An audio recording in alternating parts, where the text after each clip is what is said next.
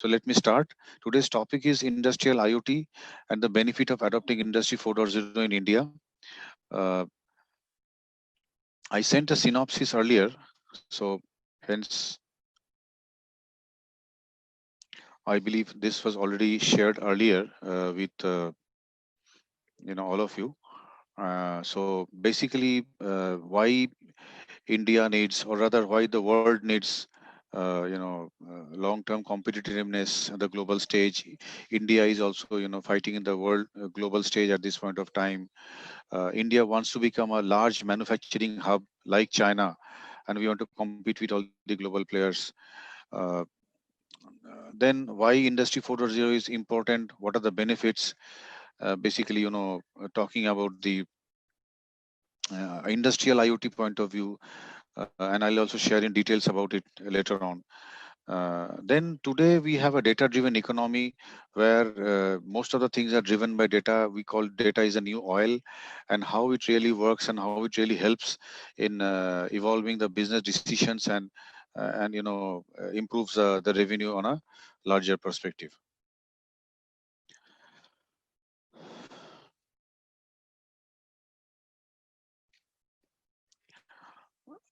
So this is the era of digital transformation, where you see data, information, communication devices have cluttered the space. We everybody use iPads, phones, smartphones, computers, laptop. Then you have the OT devices, for example, OTT devices, so for example, television, smart televisions, and many smart devices are there in and around us. So information is cluttered, data is cluttered, lot of information, lot of space, lot of distraction as well.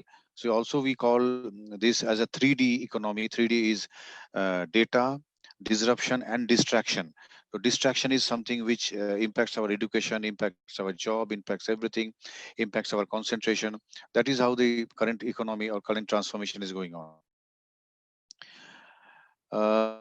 Second is, the days are not far when a robot is going to talk to another robot. We call cobots or something like that, which is communication bots. These robots or these cobots actually do not need any human interface, so they can easily talk to each one of them and send instruction to each one of them. There are many factories in the world where you do not need any people to drive any kind of manufacturing or any kind of process. Each and everything is handled by the robots, and they can talk to each other. They can transfer job to one to another. They don't need any kind of support for anybody else to transact with, especially the humans. Then if we see there was one time when we used to look at this. Just a second, let me just put my pointer on, then it will be easier. So there was days when we used to see this, physical maps we used to buy from the shops. When I was in Kolkata long days back, we used to buy some books or some charts or some maps like that. Today everything is digital. You open the Google Map, you see each and every map with world map, India map, Delhi map, Mumbai map, any map you see, you can easily digitally scroll. So this is a change which is happening. The world is now in your hands. Everything is in the mobile phone. Whether you need food, you need banking, you need services, you need healthcare, you need communication, for mails, for communication, communicating, for collaborating, like example for Zoom and other things. Also you can easily handle things on your own. And likewise, the entire world has become very narrow to us. There were time when used to communicate, when you to see when where if I have to reach UK, or if I have to reach US to capture some information, we had to travel 24 hours or 12 hours. Now everything is on the spot. Any event happening in America or Africa or any part of Australia right now, you get to know it immediately. So each and everything is there in your mobile today. These are the 11 technologies, and this study has been done by A.T. Kearney, which is one of the large global organizations in the consulting space. They have done this study that these are the 11 technologies which will be ruling the world in next 2 decades. Which are those 11? Number one is IoT. Number two, advanced analytics, artificial intelligence and machine learning, advanced robotics, additive manufacturing, which is nothing but 3D printing, augmented and virtual reality, वो आज blockchain. ऊपर एक है वो record करने को डाल देना।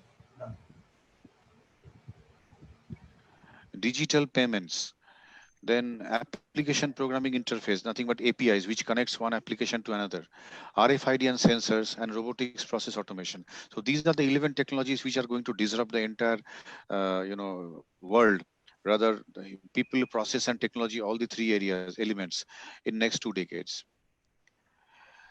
There is another study done by a reputed organization who found out which are the top two requirements for next 1 year, and one of these is analytics and data science. Second is mobile or online development.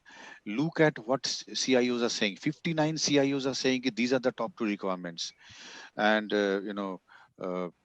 total 850 people were interviewed or surveyed, and this is a result which came out. There is a six CXO study, which is nothing but CIOs and CEOs and chief marketing officers, then chief strategy officers. Many people were studied, and they told us, or that they sent the information that creating new business or tapping new profit pool will be the major reason for digital transformation.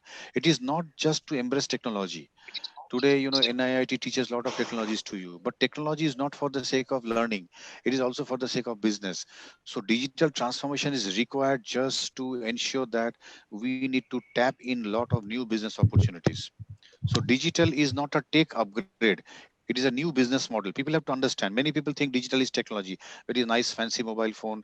I, access Ola, Uber, or something like that, or I access some Zomato. I access some banking applications. This is not the reason of this technology. The major the major advantage, is. I will request all of you to please keep yourself in mute. The major advantage is creating new business opportunities, tapping new business models. That is what we need digital transformation. This is the proliferation of data. We always say data is the new oil. Or one time, the people who were producing oils and selling oils across the globe were the richest countries, like example Saudi Arabia, United Arab Emirates, Qatar, Kuwait, and many other countries like that. But tomorrow, oil is not going to be the crude oil which we're talking about. The new oil is basically data.